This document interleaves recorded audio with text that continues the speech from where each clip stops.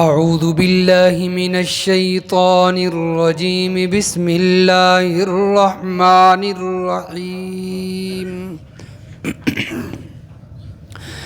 یا ایہا الناس انا خلقناکم من ذکر و انثی، اے لوگو ہم نے تم کو ایک مرد اور ایک عورت سے پیدا کیا، وَجَعَلْنَاكُمْ شُعُوبًا وَقَبَائِلَ لِتَعَارَفُوا،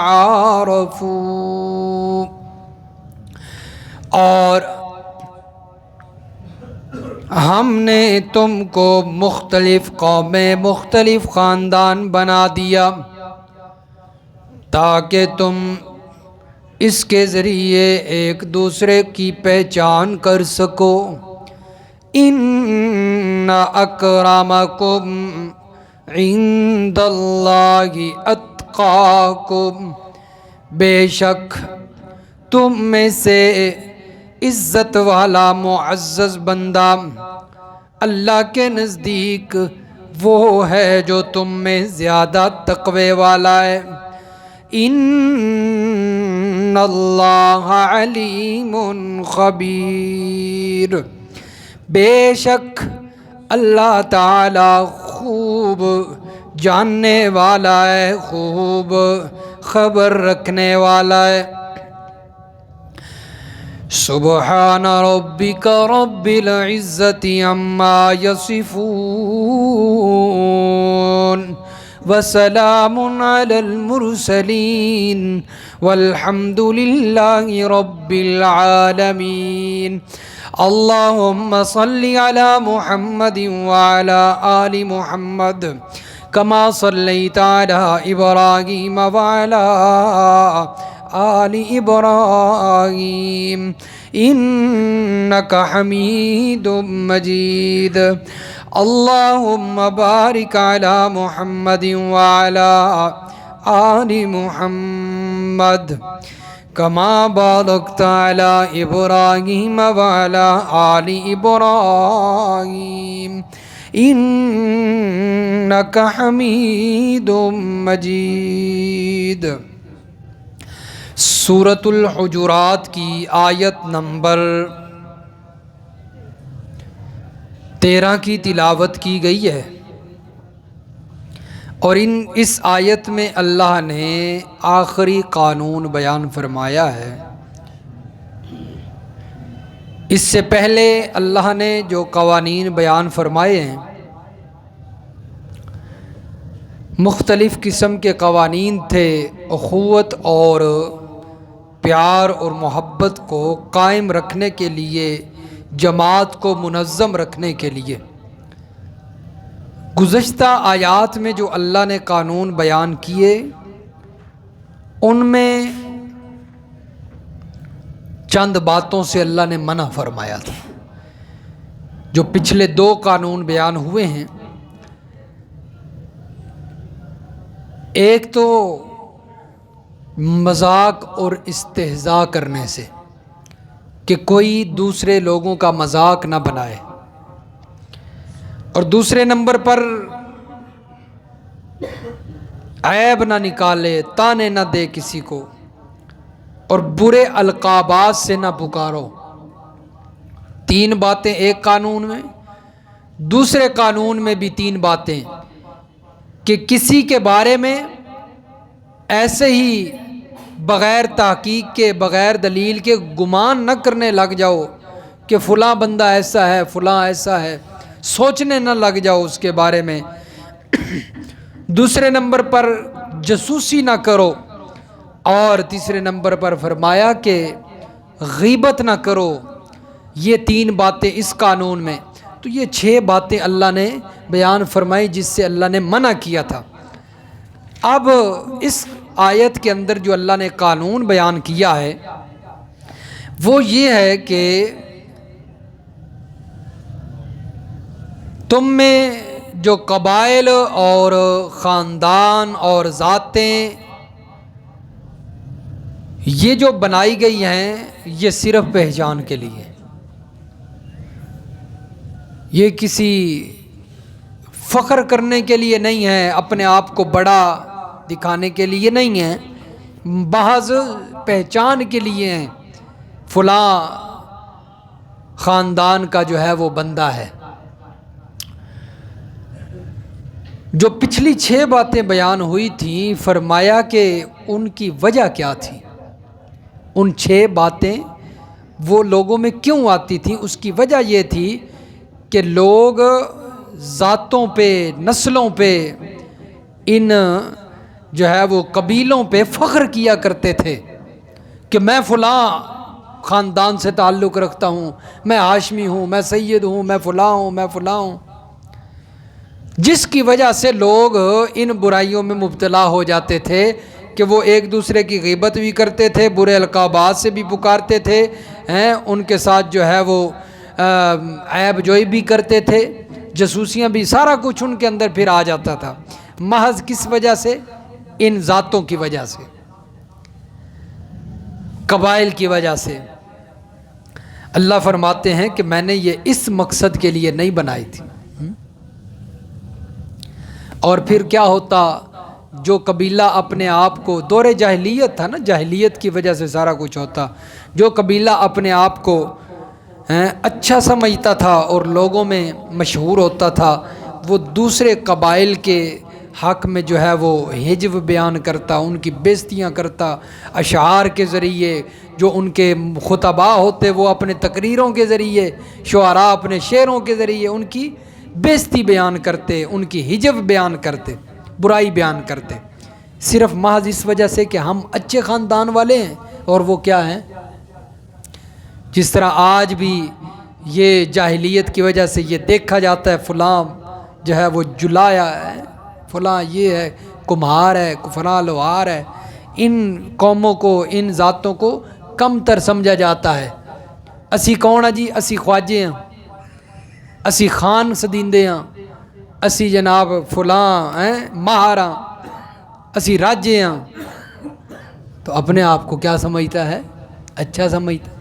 آج بھی یہ جاہلیت کی وجہ سے ہوتا ہے نا، حالانکہ یہ قومیں کچھ نہیں ہیں، یہ ذاتیں کچھ نہیں ہیں، محض پہچان کے لیے ہیں کہ فلاں بندہ کس خاندان سے تعلق رکھتا ہے، فلاں کمار ہے، فلاں لوہار ہے، فلاں جو ہے یہ ہے، فلاں یہ ہے، یہ محض پہچان کرنی، اس لیے کہ اب معاشرے کے اندر ایک نام کے کئی بندے ہوتے ہیں۔ اب مثال کے طور پر یہ مرزا صاحب بیٹھے ہیں، ان کا نام خالد ہے، اب خالد نام کے تو کئی بندے ہیں نا، ان کی پہچان کیسی ہوگی جی؟ کون سا خالد؟ مرزا خالد۔ یہ اب جو ان کے جو مرزا ساتھ لگ گیا ہے، یہ محض پہچان کے لیے۔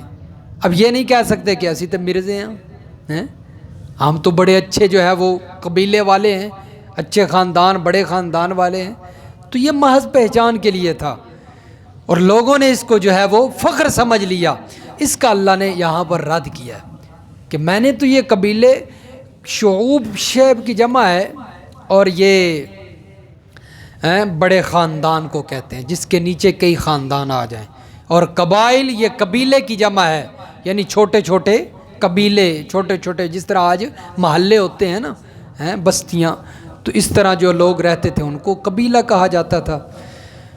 تو فرمایا یہ محض میں نے لتعارفوا، تمہارے پہچان کے لیے بنائے ہیں۔ باقی رہی بات کہ تم کون ہو، انا خلقناکم من ذکر و انثی، تمہارا باپ بھی ایک ہے، تمہاری ماں بھی ایک ہی ہے، ایک باپ کے بیٹے ہو، ایک ماں کے بیٹے ہو۔ فرمایا بنیاد تمہاری ایک ہی ہے، یہ تو پہچان کے لیے میں نے بنا دی ہیں قبیلے اور شعب۔ ان اکرمکم عند اللہ اتقاکم، فرمایا تم میں سے بہترین کون ہوگا؟ فخر کس کو کرنا چاہیے؟ جو تقوی والا ہے، وہ فخر والا ہے، اللہ کے نزدیک وہ عزت والا ہے، جو تقوی والا ہے۔ نبی علیہ الصلوۃ والسلام سے سوال کیا گیا نا، ای الناس اکرم، لوگوں میں سے عزت والا کون ہے؟ نبی علیہ السلام نے فرمایا اکرمہم عند اللہ اتقاہم، لوگوں میں سے عزت والا اللہ کے نزدیک وہ ہے جو زیادہ متقی ہے، زیادہ تقوی والا ہے۔ تو اس لیے فرمایا کہ بڑی وعیدات ہیں ایسے لوگوں کے لیے جو فخر کرتے ہیں۔ نبی علیہ الصلوۃ والسلام نے فرمایا کہ فخر نہ کرو، تم ایک، تمہارا رب بھی ایک ہے، تمہارا اب بھی ایک ہے، تمہارا رب بھی ایک ہے، تمہارا باپ بھی حضرت آدم ہے، سب کا ہے بنیادی باپ ایک ہی ہے۔ تو اس لیے فرمایا تم میں فخر نہ کرو آپس میں۔ اللہ تعالیٰ فرماتے ہیں کہ کوئی بھی ایسے کسی شخص پر فخر نہ کرے جس کا ٹھکانہ جہنم کے کوئلوں میں سے ایک کوئلہ ہے، جو خود بھی ایک جہنم کے کوئلوں میں سے ایک کوئلہ ہے۔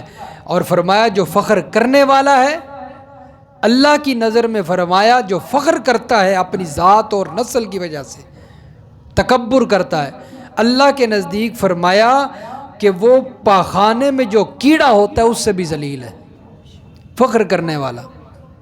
اور لوگ آج بڑا سمجھتے ہیں اسی چودھری ہیں جی، اسی فلاں، اسی فلاں ہیں، اسی گوندلا، اسی راجے ہیں جی، اسی فلاں، فخر کرتے ہیں نا اس وجہ سے۔ تو فرمایا فخر کرنے والا اللہ کے نزدیک پاخانے کے کیڑوں میں سے بھی زیادہ ذلیل ہے۔ دیکھیں کس جو ہے وہ ذلیل ترین چیز کے ساتھ مثال دی گئی ہے۔ بہرحال فرمایا کہ اللہ کے نزدیک عزت والا جو ہے وہ اتقاکم، زیادہ پرہیزگار اور زیادہ متقی ہوگا۔ اب انسان اگر اپنی بنیاد پہ غور کرے نا تو یہ فخر پیدا ہی نہ ہو کہ اس کو اللہ تعالیٰ نے کیسے بنایا ہے۔ یہ سورۃ نبا نکالیں جی، سورۃ عبس، سورۃ عبس پارہ نمبر 30،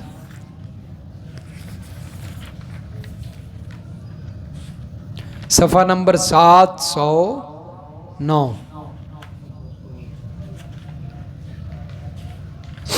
صفحہ 709، سورۃ عبس، آیت نمبر 17۔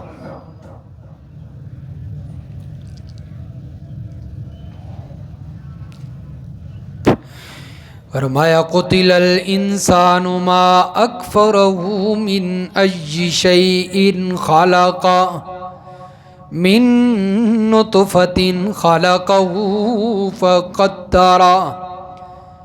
اللہ فرماتے ہیں کتنا نہ شکرہ ہے انسان، قتل کر دیا جائے، خدا کی مار ہو اس پر۔ من ای شیء خلقہ، ذرا یہ تو دیکھیں نا کہ اللہ نے اس کو کس چیز سے پیدا کیا ہے۔ من نطفہ، ایک نطفہ سے پیدا کیا۔ کس سے پیدا کیا؟ نطفہ سے۔ اور وہ نطفہ کیا ہے؟ فرمایا من ماء مہین، حقیر پانی، ذلیل پانی سے پیدا کیا۔ اور فرمایا جس جگہ پہ، جس کپڑے پہ لگ جائے اسے بھی وہ ناپاک کر دیتا ہے، اتنا ناپاک ہے وہ۔ اور انسان پھر تکبر کرے، فخر کرے، فرمایا یہ انسان کو یہ بات جچتی نہیں ہے، بھلا وہ بنیاد پہ غور کرے نا کس سے پیدا کیا۔ خلقہ فقدر، اللہ نے فرمایا اس کو پیدا کیا، پھر اس کو بہترین تندرست بنایا، سیدھا سیدھا بنایا، برابر بنایا۔ ثم السبیل یسرا، پھر اس کے پیدا کرنے کے لیے رستے کو آسان بنا دیا، نکلنے کا رستہ آسان بنا دیا۔ فرمایا تجھ پر اللہ نے کتنی مہربانیاں کی ہیں۔ ثم اماتہ فاقبر، پھر اللہ تعالیٰ اس کو، اللہ نے موت دی، پھر اللہ اس کو قبر میں لے گیا۔ فاقبر، پھر اللہ تعالیٰ اس کو قبر بھی۔ ثم اذا شاء انشر، پھر جب اللہ چاہے گا اس کو دوبارہ زندہ کرے گا۔ تو اس لیے فرمایا کہ یہ انسان کو کم از کم اپنی بنیاد پہ غور کر لینا چاہیے۔ کئی ایسے جو ہے وہ لوگ موجود ہیں کہ جن کی جو ہے وہ گردنوں میں سریا ہوتا ہے، ان کی گردنیں جو ہے وہ ٹس سے مس نہیں ہوتی، سریا ان کی اکڑ ہوتی ہے ان کی گردنوں میں، صرف اس بنا پر کہ ہمارا نسب اچھا ہے، ہم فلاں قبیلے سے ہیں، ہم فلاں خاندان سے ہیں۔ تو یہ کوئی فرمایا کہ فخر کی چیز نہیں ہے، لتعارفوا، یہ تعارف ہے۔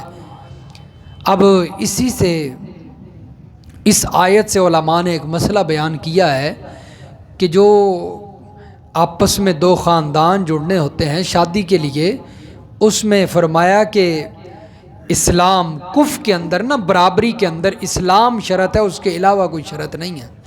اب بعض لوگ جو ہے وہ اپنی بچوں کو محض اس وجہ سے بٹھائے رکھتے ہیں کہ ہنسی اپنے خاندان میں شادی کرنی ہے، خاندان تو باہر شادی، انہوں نے اس کو ایک شرط قرار دے دیا ہے، ضروری قرار دے دیا ہے، اور اس شرط کی وجہ سے جو کہ جس کا شریعت میں کوئی ثبوت نہیں ہے، اس کی وجہ سے بچیوں کی عمریں اتنی زیادہ ہو جاتی ہیں وہ بڑھاپے میں چلے جاتے ہیں، اور بعض دفعہ بچے جو ہے وہ گناہوں میں مبتلا ہونے لگتے ہیں۔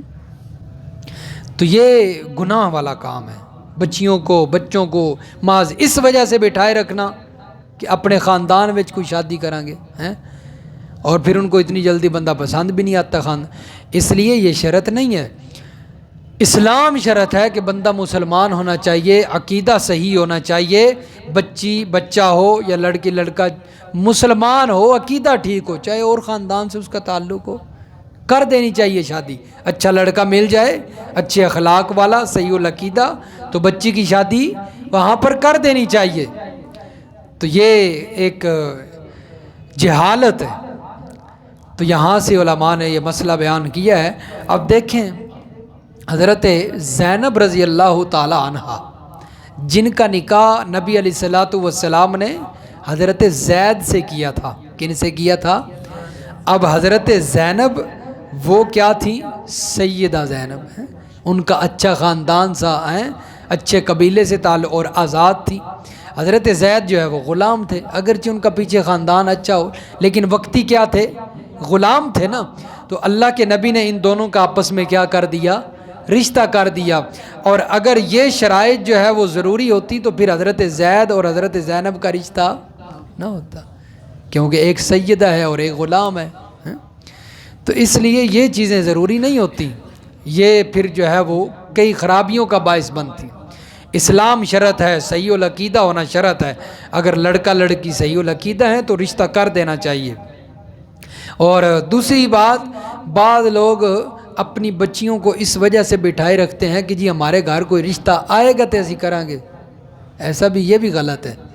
حالانکہ قرآن سے یہ بات ثابت ہے کہ اگر بچی جوان ہو جائے تو بچی والے خود جو ہے وہ رشتہ تلاش کرنا شروع کر دیں، اگر کوئی اچھا لڑکا نظر آ گیا ہے تو خود بے شک رشتہ لے کر چلے جائیں ان کے گھر میں، یہ انتظار نہ کریں کہ لڑکے والے ہی رشتہ لے کر ہمارے پاس آئیں گے۔